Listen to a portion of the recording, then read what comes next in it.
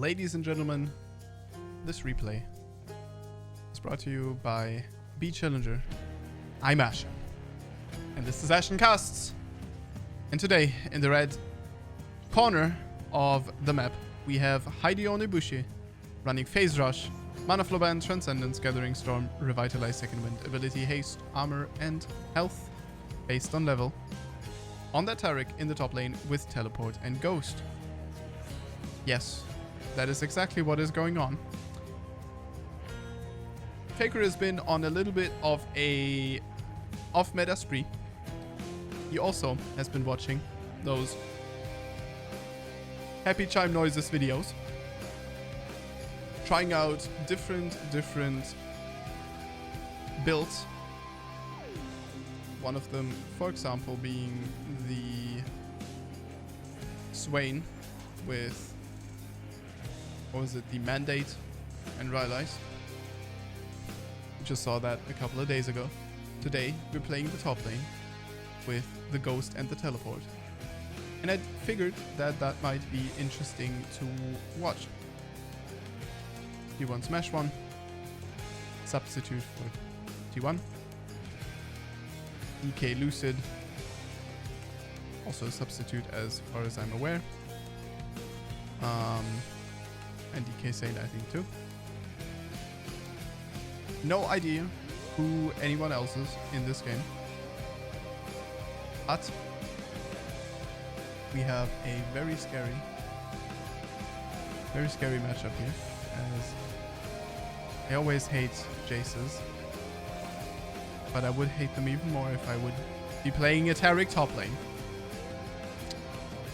Just absolute pain champ. Play against anyway as a melee.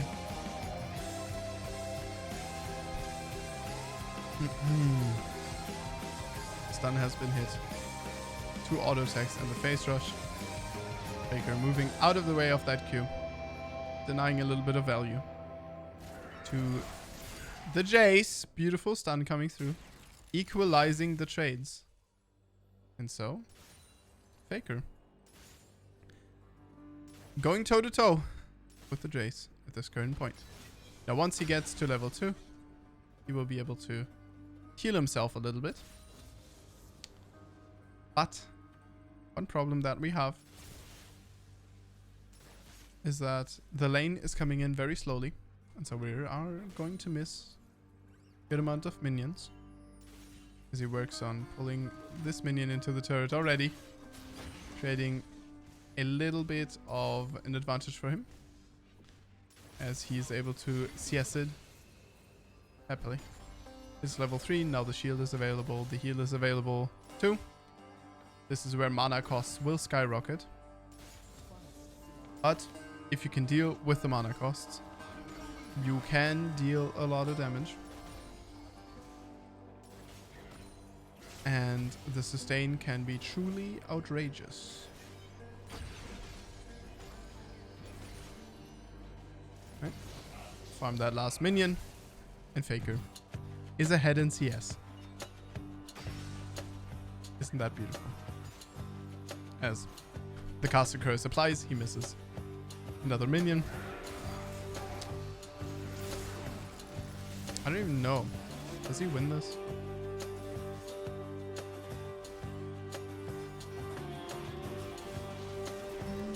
Yeah, he does. That is just too stupid. Alright, well, jayce feeling ashamed. Goddamn Echo, why do you have to be like that? Faker, with that recall, making the decision to probably stay. No. He is just disrespecting a little bit. I think the jayce EQ could have been coming through there, could have cancelled his recall once again, then creating a dive angle for the enemy team, but that did not happen. And so Taric is going to be talking about Targone when we clop hitting. We're not German here. Hitting those minions. with a 5. 6 minion advantage. 6 minion advantage and double kill.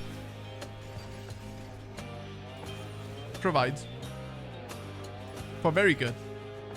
Clickbait.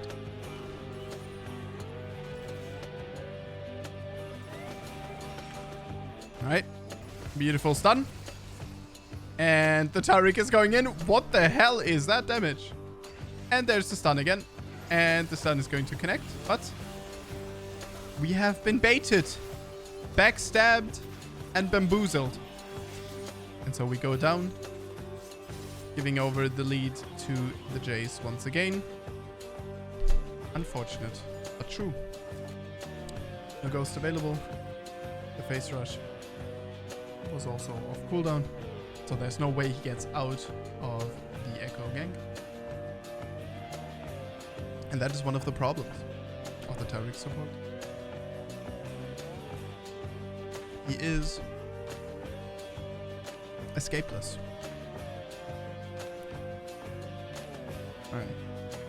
We are moving into the mid lane. I find that very questionable. Purely because the top lane wave state is absolutely horrifying. And I don't know if the Echo and Jayce would be able to freeze it. Absolutely griefing with the ultimate here, but he picks up the assists onto everything. And so he will be able to gain an advantage here for his team by sacrificing an absolute amount of CS. So a crazy amount, I mean. And even Targone is not going to save you from that, as Faker does not have teleport. And so Babath is going to have to pick up the farm for him. She doesn't complain about that, she is a jungler. But she is nearing the point where the jungle debuff will happen. That, you know, if you have a certain amount of more gold than the enemy team, you will gain less gold from minions. That is probably going to happen. Now it's still, she still gains gold, so it is what it is, right? But it's much more efficient for Taric to gain that gold himself. Taric does not have a support item, and so he is reliant on farming. As we catch out the Jayce once again, hitting that ghost button, connecting with our next E. There's no knockback to the Jayce, and Jayce will go down to a ghost Taric top lane here, hitting him with the Darius special. If this was the Darius, the Jayce would not have died.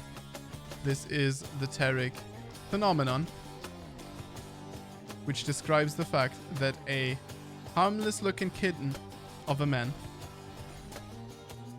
does do quite a bit of damage if you allow him to do so.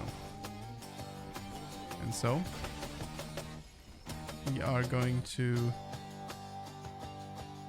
hammer down the minions and recall. All the CS lead has been reacquired, but Jayce moving in is obviously going to go up to 60 farm here, probably. Something along those lines. And the bot lane has already destroyed a turret. Haven't they? No, they haven't. Okay, that would have been crazy. But yeah, 9 kills for the red side team with a strong jungler and a strong mid laner.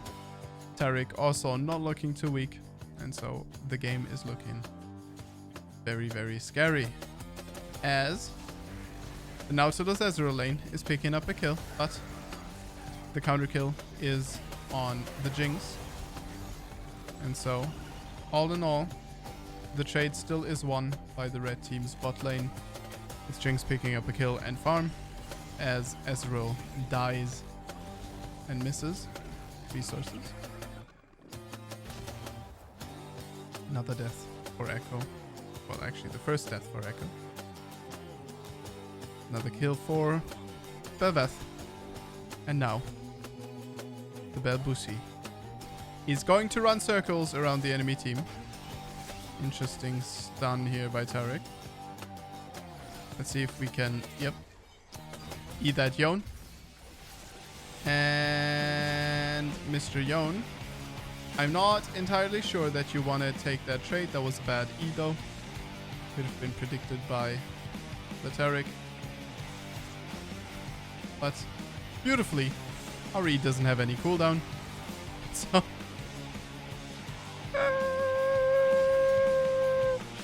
and so another kill goes over to Mr. Taric. Running out of mana very quickly. That is because his auto attacks restore his cooldowns. You can absolutely love away at enemies. Gain a burst of utility and damage, but it is lacking in the long term because mana costs are high on this man. With all the abilities spammed every second, or every 2 auto attacks, so every third. We are spending a lot of mana. Farm. Another wave. And another wave. And then we are probably going to try to roam again into the mid lane, as the roaming is what we excel at. Alright, Phase Rush has been procced by both parties. Jayce definitely doing better in the trade. And yet, the Taric winning out. What an absolute bully of a champion. As the stun is coming through. Beautiful. Oh, beautiful play by the Jayce. And as Taric, we would have a problem if it wasn't for the ghost and for the fact that we have infinite healing and infinite freaking shielding. And so we are going to take down the Jayce for an 0-4 on the Jayce and a 4-1 on the Taric. I don't bush on an absolute killing spree. Picking up that plate, recalling. As the game is falling apart, jayce 2-0-4. Going up against a 0-3 Ezreal who still hasn't finished his Triforce. jayce is almost at 2 items. Problem is that there's no angle. Like there's no one they can play through. Yone is 0-6. Literally only as healing reduction. The Echo is as close of a win condition as it gets. And he is not going to do very well against the Bell. Because she is just going to say no to his burst. And then Echo can't really do much. As well as obviously Jinx just being way too far ahead at this point. Okay. Very aggressive Jinx playing here. She picks up another kill for herself and the 400 gold bounty. 500 on the Silas. 650 on Belveth. So needless to say,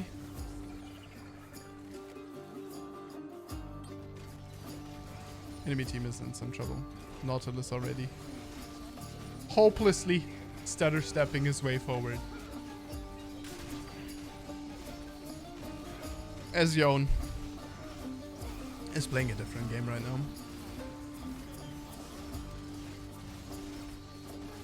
Probably has Clash of Clans overlaid over his map. Playing some Clash. And just not in the game anymore. Feels like he has given up since minute 2. We have a very, very strong bot lane here as well with Braum and Jinx, so there's not much comeback potential to that. And as a Taric, obviously having something like the Belveth who is a melee range high attack damage carry that likes to have a support, is good. The Braum and the Taric synergy. I actually didn't think about that, but the Braum and the Taric synergy also immense. The Braum and the Belveth synergy immense. The Taric and the Belveth synergy immense. So, needless to say, synergies are available. And so the enemy team, dare I say, does not stand a chance. Unless Belveth ints, which her being inside the base might very well indicate. Or we're just at that point. And it seems that we are just at that point where she can just do that. 1805 spelled in her stats, 700 gold, maxed out her bounty, just like the AD carry. The Taric not really getting a lot of value here, but he doesn't need to. The game is over. He solo killed his top laner. And twice, actually. And he is doing a solid job. He impacted the map. Just walked bot lane, ignoring a freeze in the top lane. And now we're farming jungle camps. For what reason exactly? Mr. Taric. As Echo is going to pick up a kill on Belbusi. So that is 1k gold to the Echo, who still is alive. No Baron available yet. But I think that the Jinx is actually the one that is the problem. The Jinx more than the Belveth. Although, don't get me wrong, Belveth this strong is very scary. But Jinx with Taric and a Braum in the front line is all you need for a team. Unless we're out of position and we have to flash the Echo W and then we miss position. And the Taric is just not interested in Nautilus's story. He just clubbers him down for Targon. And so, a very interesting game of League of Legends is going to come to an end with a Taric that solo killed his opponent, has 11 assists, almost as many assists as the support. Important to point that out, as normally this is not what you have as a top laner when it comes to the assists. Now obviously 11 assists out of 28, but still it is a good amount of kill participation, almost 50%, as we add to that another 2, and the game is over. And with that, I want to thank you all for watching, and I want to see you guys in the next one. Please leave me a comment, tell me how you like these casts, if there is anything that I can improve, and how on a scale from 1 to 10 you like this Void Army. GG, and stay awesome everyone.